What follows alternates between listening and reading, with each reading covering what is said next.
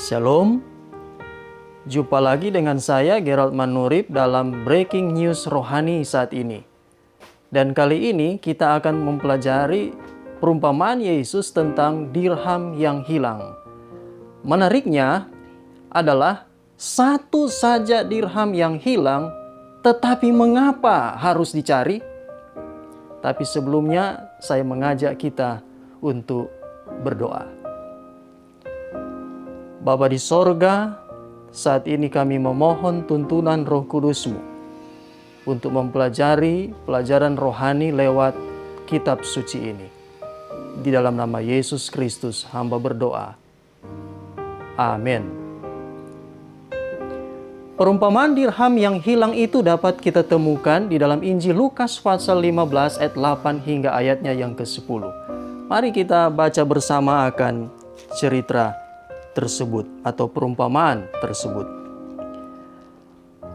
Atau perempuan manakah yang mempunyai 10 dirham dan jika ia kehilangan satu di antaranya, tidak menyalakan pelita dan menyapu rumah serta mencarinya dengan cermat sampai ia menemukannya? Dan kalau ia telah menemukannya, ia memanggil sahabat-sahabat dan tetangga-tetangganya serta berkata, "Bersukacitalah bersama-sama dengan aku, sebab dirhamku yang hilang itu telah kutemukan. Aku berkata kepadamu, demikian juga akan ada sukacita pada malaikat-malaikat Allah karena satu orang berdosa yang bertobat." Sebelum kita lebih jauh mempelajari akan perumpamaan ini, mari kita lihat sedikit tentang latar belakang perumpamaan ini. Pada ayat-ayat sebelumnya, yaitu ayat 1 hingga ayatnya yang ke-7, Yesus menyampaikan kepada pendengar yang sama tentang perumpamaan domba yang hilang. Jadi perumpamaan ini merupakan lanjutan dari perumpamaan Yesus dengan para pendengar yang sama, tapi perumpamaannya yang berbeda. Sahabat-sahabat sekalian, sekarang mari kita lihat dan mari kita pelajari lebih jauh tentang perumpamaan ini. Dalam Lukas pasal 15 ayat 8 yang sudah kita baca tadi, saya ulangi lagi, kita bisa baca kembali bersama-sama. Atau perempuan manakah yang mempunyai 10 dirham dan jika ia kehilangan satu di antaranya, tidak menyalakan pelita dan menyapu rumah serta mencarinya dengan cermat sampai ia menemukannya? Di dunia timur, di zaman Yesus, rumah dari orang-orang miskin biasanya terdiri atas satu kamar saja. Dan biasanya juga kamar itu tidak berjendela. Jadi, kita bisa bayangkan kondisi kamar yang seperti itu sudah pasti gelap. Di samping itu, lantai kamar bukanlah beton. Dengan kata lain, lantainya terbuat dari tanah saja. Lagi pula kamar seperti itu jarang sekali disapu. Jadi apabila ada sekeping dirham yang jatuh ke lantai, akan segera tertutup oleh debu dan sampah. Jadi, agar sekeping dirham yang jatuh itu dapat ditemukan kembali, walau pada siang hari, sebuah lampu harus dinyalakan dan kamar harus disapu dengan teliti. Menariknya, dalam perumpamaan ini Yesus menceritakan tentang satu saja dirham yang hilang dari seorang perempuan. Lalu mengapa meskipun hanya satu keping, tetapi harus dicari oleh perempuan itu?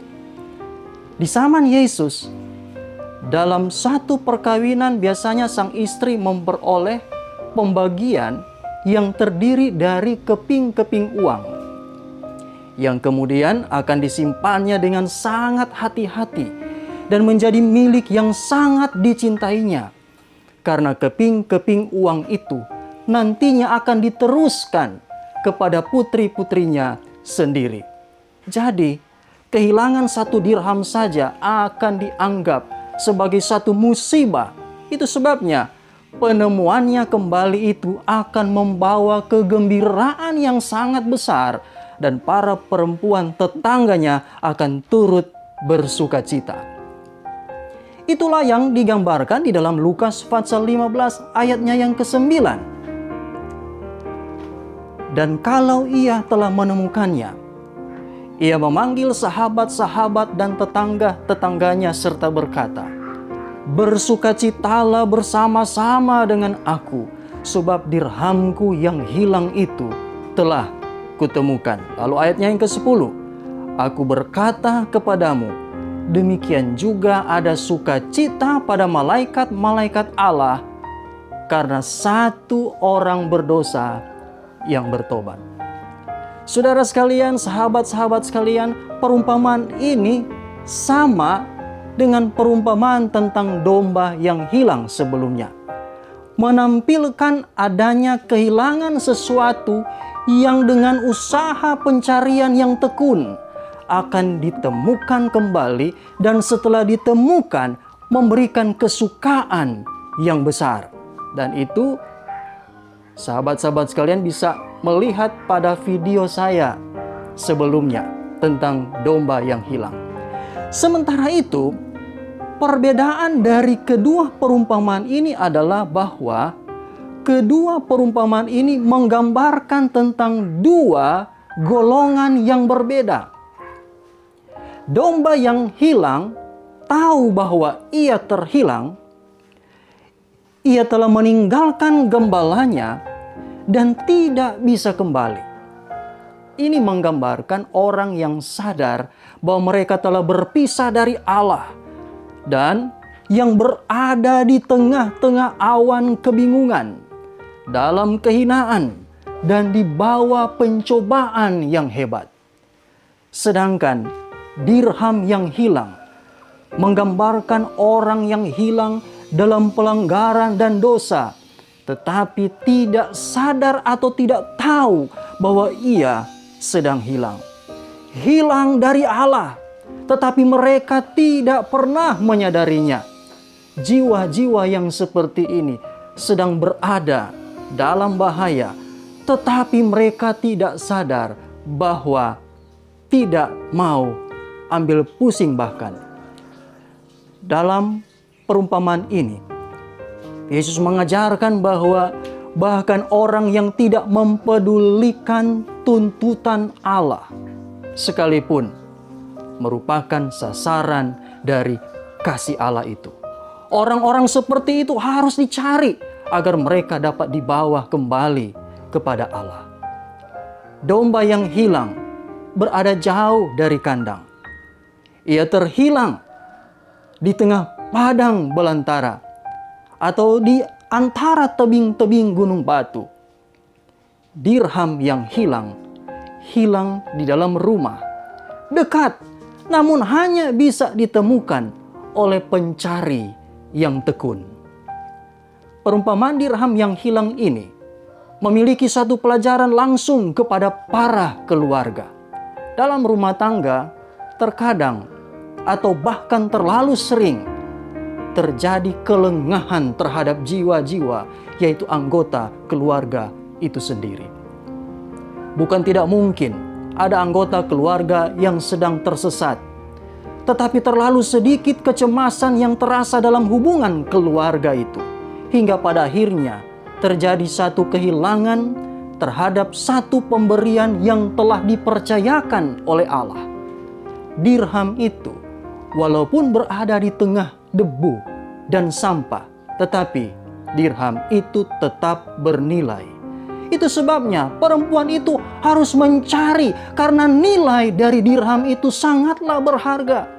Demikianlah setiap jiwa, betapapun direndahkan oleh dosa, dalam pemandangan Allah terhitung berharga. Perempuan dalam perumpamaan ini mencari dirham ini dengan tekun. Ia menyalakan lampu dan menyapu lantai. Artinya bahwa ia menyingkirkan segala sesuatu yang dapat menghalangi usahanya dalam ia mencari. Walaupun hanya satu dirham saja, dia tidak akan berhenti berusaha sampai dirham itu ditemukan kembali. Begitu juga dalam keluarga. Jika ada seorang anggota keluarga yang hilang dari Allah, segala daya haruslah dikerahkan untuk mencarinya kembali. Namun, sementara mencari, si pencari juga harus mengadakan pemeriksaan dirinya yang tekun dan teliti. Praktik kehidupannya harus dievaluasi. Sebab kadangkala jiwa yang hilang dalam rumah justru karena cara hidup orang-orang dalam rumah, apakah itu anak atau orang tua, masih belum selaras dengan kehendak Tuhan. Berusaha menyelamatkan jiwa yang hilang dalam rumah itu sama dengan usaha menyelamatkan jiwa dalam pekerjaan misionaris di ujung dunia manapun. Ada banyak pelajaran rohani yang boleh kita ambil dari perumpamaan ini.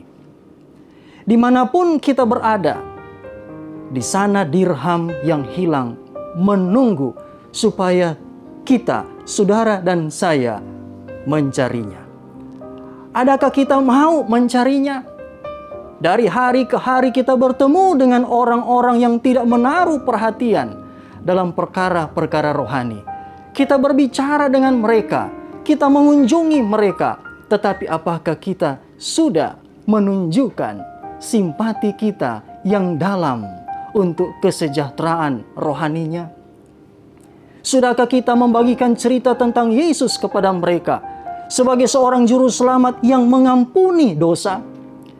Dengan hati kita yang dihangatkan oleh kasih Yesus, adakah kita juga menceritakan kasih Yesus itu kepada mereka? Nilai satu jiwa, siapa yang dapat mengukurnya? Ingatlah, karena satu jiwa, Yesus rela mati di Golgota.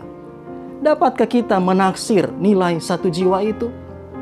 Dan satu jiwa itu adalah Anda dan saya. Juga mereka yang ada di dalam lingkungan keluarga kita masing-masing. Segala sumber daya surga siap sedia bagi orang yang berusaha menyelamatkan orang yang tersesat. Malaikat-malaikat akan menolong untuk menjangkau orang yang paling lengah, bahkan yang paling keras hati sekalipun. Dan bila satu jiwa dibawa kembali kepada Allah, segenap sorga dipenuhi dengan sukacita. Serafim dan kerubim memainkan kecapi emasnya dan menyanyikan pujian kepada Allah serta anak domba atas pengasihan dan kasih Allah kepada umat manusia, yaitu saya dan Anda, sahabat-sahabat sekalian.